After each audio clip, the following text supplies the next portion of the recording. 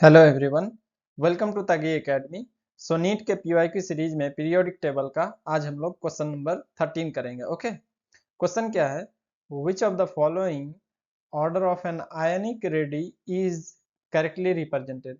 तो ionic radius का order पूछ रहा है कि कौन सा करेक्ट ऑर्डर है। ठीक है, तो सिंपली आपको एक चीज याद रखना है कि आयनिक आयनिक रेडी का जो ऑर्डर होता है वो directly proportional to negative and inversely proportional to positive. Okay, ये किसके लिए एप्लीकेबल होता है?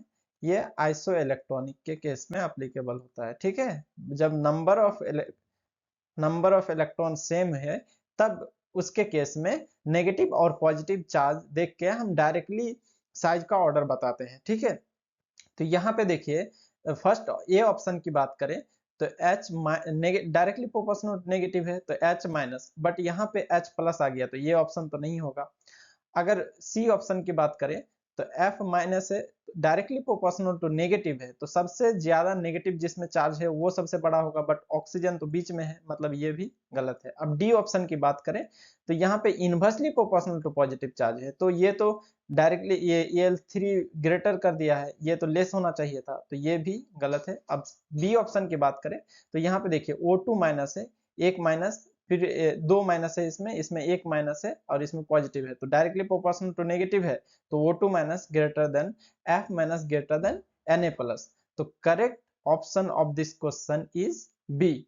ठीक है, तो अगर कंसेप्ट समझना है इससे रिलेटेड ये कैसे होता है directly proportional negative and inversely proportional to positive, तो यहाँ पे देखिए जैसे O2 माइनस है, ठीक है, O2 माइनस हो गया, F माइनस हो गया और Na प्लस हो गया। ठीक है, ऑक्सीजन का एटॉमिक नंबर क्या होता है? 8 होता है, मतलब 8 इलेक्ट्रॉन 8 प्रोटॉन।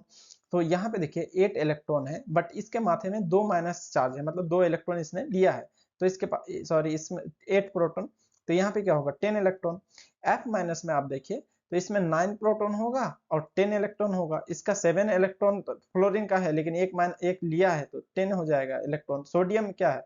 11 प्रोटॉन है और इसमें क्या होगा 10 इलेक्ट्रॉन, क्यों? एक इलेक्ट्रॉन इसने दे दिया है। ठीक है, तो यहाँ पे देखिए नंबर ऑफ इलेक्ट्रॉन सेम है तो यहाँ पे ऐसे आप समझिए सिंपली, यहाँ पे क्या है 8 प्रोटॉन है तो कोई भी एटम, देखिए यहाँ पे क्या है, ये सोडियम का देखिए पहले 11 प्रोटॉन मिलके 10 इलेक्ट्रॉन को खींचेगा तो ये क्या करेगा, ज्यादा खींचेगा।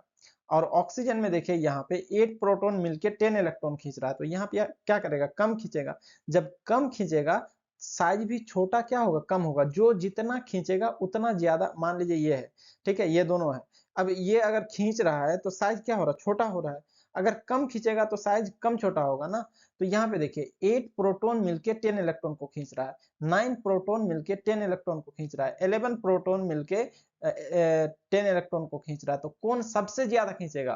तो 11 प्रोटॉन मिलके 10 इलेक्ट्रॉन सबसे ज्यादा खींचेगा, 9 इलेक्ट्रॉन मिलके उससे थोड़ा, 9 प्रोटॉन मिलके 10 इलेक्ट्रॉन खींचेगा उससे थोड़ा कम, और ये सबसे कम। तो जो सबसे कम खींचेगा उसका साइज क्या होगा, सबसे बड़ा होगा। ठीक है, कंसेप्ट समझ गए? Okay, thank you.